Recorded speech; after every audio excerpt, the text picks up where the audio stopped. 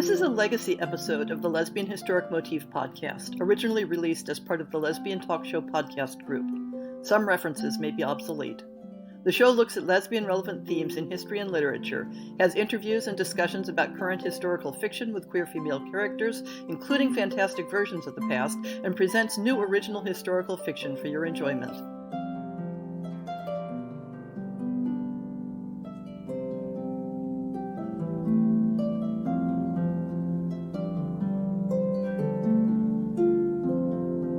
Welcome to On the Shelf for July 2020. How are you all holding up through the quarantines? Are you finding enough fluffy comfort reads to get you through?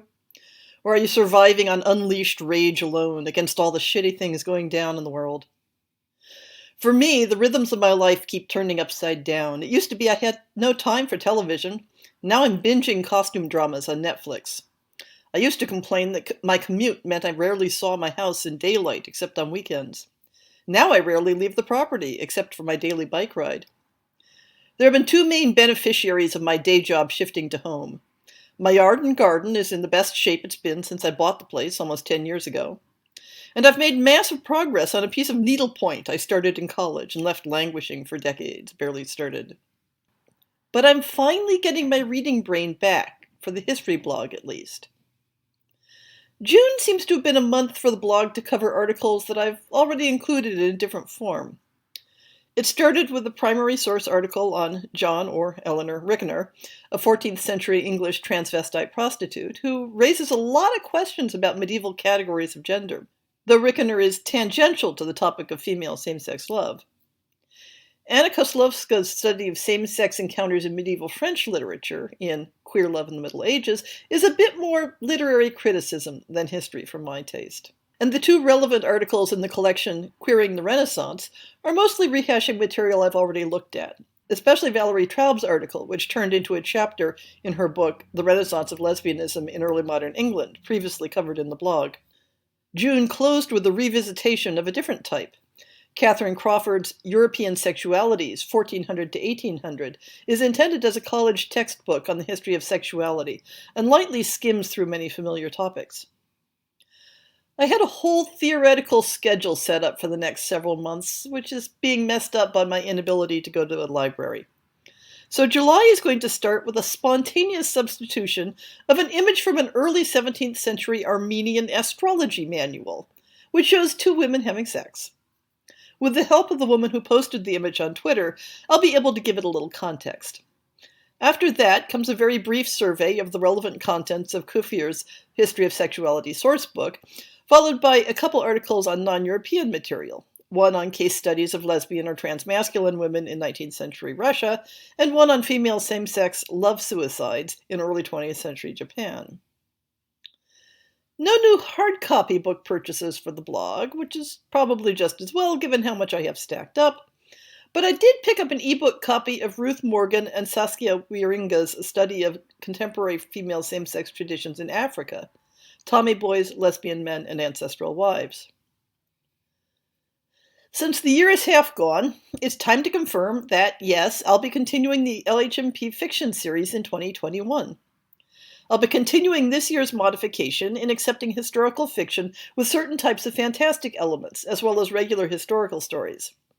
There's a full explanation of the call for submissions on the website. See show notes for the link. But a short version is that I'll be buying 4 short stories of up to 5,000 words at the benchmark rate of 8 cents per word. The story should be set in some actual specific time and place, anywhere in the world, before 1900. And the central character should identify as a woman who feels attraction or desire for other women, although the story itself need not be a romance. And in fact, if the central plot is the formation of a romantic couple, the story should have some other strong non-romantic plot elements as well. I accept submissions from all genders and orientations, and I especially welcome submissions by marginalized authors.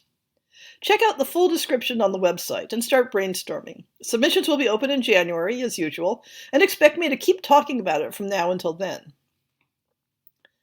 This month's author guest hasn't been recorded yet, and I'm superstitious enough not to announce names until I have the recording in the can.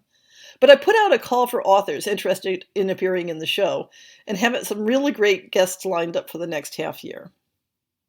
I didn't have an essay topic picked out yet.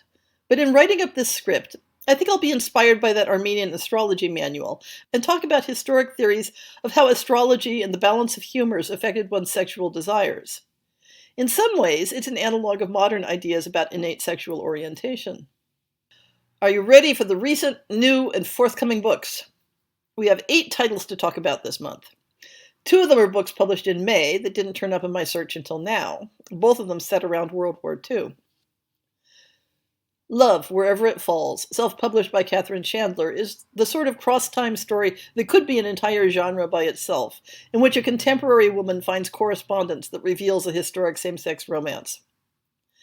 In pre-war 1936, 2 women fall in love and begin a long-distance love affair between London and Paris. 70 years later, they help an overwhelmed 21st century woman make a decision. After the death of the writer Cleo Brierley, her great-niece inherits a remote stone cottage nestled deep in the wilds of Dartmoor. In the attic, she finds a worn cardboard box containing diaries and love letters dating from the mid-1930s.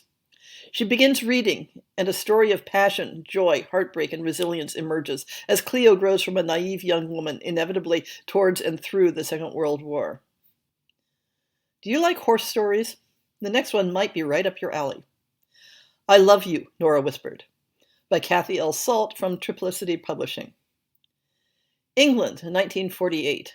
Nora Lake suffers from post-polio syndrome and very low self-esteem. She has spent her entire life in the chaos of her huge family, always feeling less than and without any future dreams.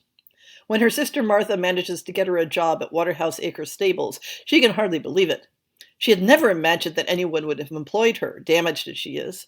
She also never imagined she would meet anyone like Catherine. Catherine Waterhouse was born with a silver spoon in her mouth. She has a mean streak and doesn't like people in general. What she does like is horses. She wants to be a professional rider, but growing up in a conservative house where her choices are limited by her sex, Catherine has always been trapped in her role as a woman. Nora and Catherine, 2 women with very different backgrounds, drawn to each other with an intensity neither of them are prepared for. Do they stand a chance? There are 3 June books, the first 2 of which are very short, barely novelettes. Budding Romance, self-published by Laura Kinsey, has a Victorian setting. A budding romance between a sweet-talking gardener and a spinster headmistress blooms to full flower in this steamy lesbian love story. On the cusp of the 20th century, France is where libertines indulge poetic desires. Dorothea has fled the structure of dreary old England for a place in the sun. She's opening a school for elegant young ladies. But it's an experienced lady gardener who has caught her eye. Madame Laurent works with her hands, but it's her words that cultivate Dorothea's fallow heart. I somehow missed the precursor to Resurrectionist, The Diary of Dr. Do, Book 2, self-published by M.S. Linsenmeyer, probably because it wasn't tagged as having queer content. This is a very tongue-in-cheek fantasy historical with a protagonist that I might guess started life as a gender-flipped version of real-life Elizabethan astrologer and alchemist John Dee. Imprisoned for crimes she absolutely committed, astrologer Jan Du plots her escape, determined to save the world from the horrible demonic armies. Oh, who am I kidding? It's Jan. She mostly just wants a decent sandwich before her just and well-deserved execution. So join her now as she battles drunken wyverns, vegetarian demons, and the worst threat of all, the 16th century legal system. Another historic fantasy that came out in June is A Matter of Blood, The Unlikely Adventures of Mortensen and Spurlock Book 2, by Lucy True, aka Jay Hawkins, from Persephone Press. The first book in the series came out just a month earlier, so this may be something in the way of a serial? It takes little effort to save the world from power-obsessed madmen when you've been doing it for years. For once, however, it's not an artifact hunt that has Alice Mortensen vexed. It's her beloved Nora's mother, Lady Spurlock. With their dissimilar etheric natures called into question, Alice and Nora undertake a journey halfway around the world for answers. Whether by railway, steamer, or airship, Alice and Nora will not rest until they can allay Lady Spurlock's concerns about their union. Nor will they realize the unimaginable discovery or danger to which their inquiries will lead until a chance meeting leads to a long overdue reunion. All our heroines want is a happy ending, but will they encounter too much danger and not enough cake to save the day in the finale to their unlikely adventures? I found 3 July releases, all of them from mainstream publishers. Girl, Serpent, Thorn by Melissa Bashardost from Hodder and Stoughton is based on Persian legends. Trust me when I tell you that the cover copy gives you entirely the wrong impression of where the romantic relationships go in this book. There was, and there was not, as all stories begin, a princess cursed to be poisonous to the touch. But for Soraya, who has lived her life hidden away, apart from her family, safe only in her gardens, it's not just a story. As the day of her twin brother's wedding approaches, Soraya must decide if she's willing to step outside the shadows for the first time. Below in the dungeon is a demon who holds the knowledge that she craves, the answer to her freedom. And above is a young man who isn't afraid of her, whose eyes linger not with fear, but with an understanding of who she is beneath the poison. Soraya thought she knew her place in the world, but when her choices lead to consequences she never imagined, she begins to question who she is and who she is becoming. Human or demon? Princess or monster? The Care and Feeding of Waspish Widows, Feminine Pursuits too, from HarperCollins, is the follow-on to Olivia Waite's immensely popular The Lady's Guide to Celestial Mechanics. When Agatha Griffin finds a colony of bees in her warehouse, it's the not-so-perfect ending to a not-so-perfect week. Busy trying to keep her printing business afloat amidst rising taxes and the suppression of radical printers like her son, the last thing the widow wants is to be the victim of 1,000 bees. But when a beautiful beekeeper arrives to take care of the pests, Agatha may be in danger of being stung by something far more dangerous. Penelope Flood exists between two worlds in her small seaside town, the society of rich landowners and the tradesfolk. Soon tensions boil over when the formerly exiled queen arrives on England's shores, and when Penelope's long-absent husband returns to Melliton, she once again finds herself torn between her burgeoning love for Agatha and her loyalty to the man who once gave her refuge. As Penelope finally discovers her true place, Agatha must learn to accept the changing world in front of her. But will these longing hearts settle for a safe but stale existence? Or will they learn to fight for the future they most desire? And lastly, Emma Donoghue, who, in her academic guise, is a significant reason the Lesbian Historic Motif Podcast exists, has a new novel out. The Pull of the Stars, from Little, Brown and Company. Someday I dream of having Emma Donoghue as a guest on the podcast. Dublin, 1918. 3 days in a maternity ward at the height of the Great Flu. A small world of work, risk, death, and unlooked-for love by the best-selling author of The Wonder and Room. In an Ireland doubly ravaged by war and disease, nurse Julia Power works at an understaffed hospital in the city centre where expectant mothers who have come down with the terrible new flu are quarantined together. Into Julia's regimented world step two outsiders, Dr. Kathleen Lynn, a rumored rebel on the run from the police, and a young volunteer helper, Bridie Sweeney. In the darkness and intensity of this tiny ward, over 3 days, these women change each other's lives in unexpected ways. They lose patience to this baffling pandemic, but they also shepherd new life into a fearful world. With tireless tenderness and humanity, carers and mothers alike somehow do their impossible work. And what am I reading? I'm still having trouble concentrating on books, but I finished N.K. Jemison's The City We Became in audiobook, which is a gripping fantasy of the living avatars of New York City and their struggle to be born. It's very queer inclusive, and I highly recommend the audio version to get the real feel of the voices. I'm halfway through the audiobook of The Deep by Rivers Solomon, inspired by the song of the same name by the band Clipping, headed by David Diggs.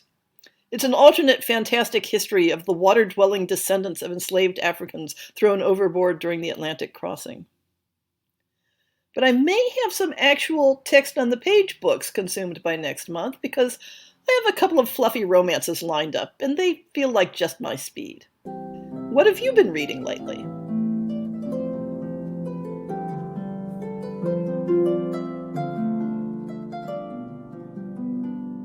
I hope you've enjoyed this episode of the Lesbian Historic Motif Podcast.